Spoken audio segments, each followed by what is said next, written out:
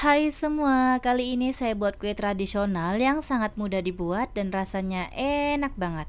Resep ini mudah serta anti gagal ya teman-teman.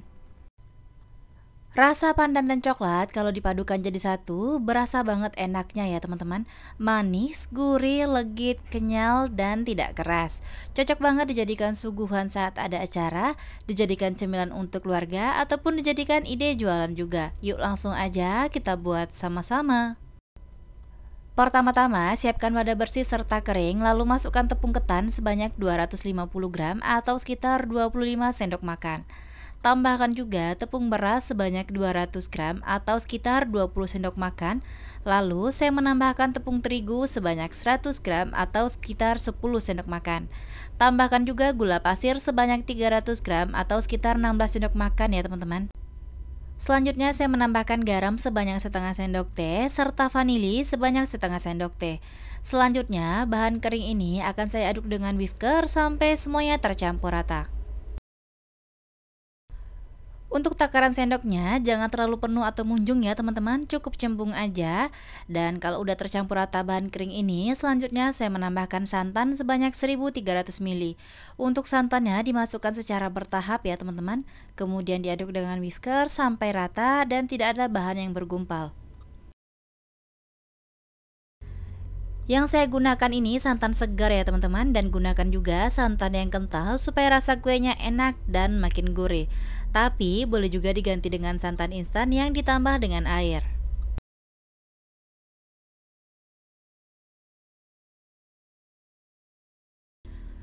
Supaya kue ini awet dan tidak mudah cepat basi, santannya boleh dipanaskan terlebih dahulu ya teman-teman. Dan gunakan santannya dalam keadaan dingin suhu ruang ya.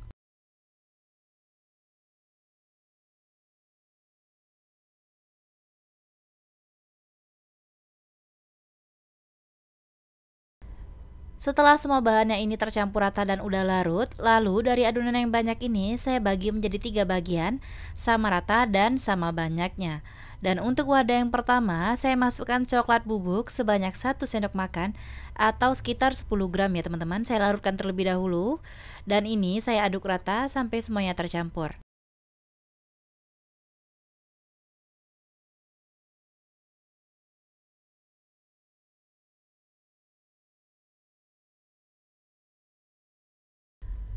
Kalau coklat bubuknya udah larut, kemudian kita campurkan aja. Di sini juga saya menambahkan sedikit pewarna makanan berwarna coklat tua.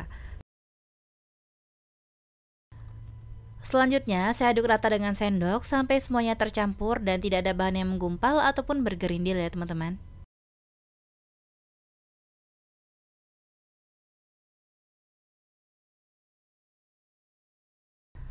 Untuk wadah yang kedua, saya berikan pasta pandan, tapi boleh juga diganti dengan jus pandan ya teman-teman. Supaya warna hijau yang dihasilkan jadi lebih cantik, tambahkan sedikit pewarna makanan berwarna coklat. Diaduk rata semua ya, sampai tercampur. Setelah diaduk rata, bisa terlihat kan kalau warna hijau yang dihasilkan jadi lebih cantik. Yang pasti nanti aroma kuenya ini makin manis ya teman-teman. Dan untuk wadah yang ketiga, ini biarkan aja original tanpa diberikan pewarna apapun. Nah, kalau udah sisihkan adonan ini terlebih dahulu ya. Saya gunakan loyang persegi yang berukuran 22 cm, jangan lupa olesi minyak sayur ya, supaya tidak lengket. Untuk pertama, saya masukkan adonan coklat terlebih dahulu dan jangan lupa disaring supaya tidak ada bahan yang bergumpal. Pastikan menggunakan kukusan yang sudah panas serta airnya sudah mendidih dan jangan lupa tutup kukusannya dialasi kain bersih ya, supaya uap panasnya tidak menetes ke dalam adonan. Untuk adonan yang pertama ini saya kukus dengan api kecil selama 15 menit sampai set. Setelah 15 menit, untuk adonan coklat yang pertama ini udah set, kemudian saya timpa dengan adonan yang berwarna hijau. Dan jangan lupa diaduk-aduk terlebih dahulu sebelum memasukkan ke dalam cetakan ya teman-teman. Ini akan saya kukus kembali selama 15 menit menggunakan api kecil sampai set dan matang. Setelah 15 menit, adonan hijau juga sudah set, kita buka tutup kukusannya. Dan saya masukkan untuk adonan yang terakhir, adonan yang berwarna putih. Ini kita masukkan semua ya teman-teman. Dan jangan lupa diaduk-aduk terlebih dahulu, supaya tercampur rata. Ini dikukus selama 25 menit dengan api kecil sampai matang.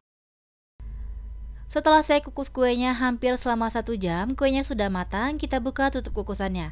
Dan keluarkan kue dari kukusan, ini kita biarkan dulu dingin di suhu ruang ya teman-teman, baru lepaskan kue dari cetakan.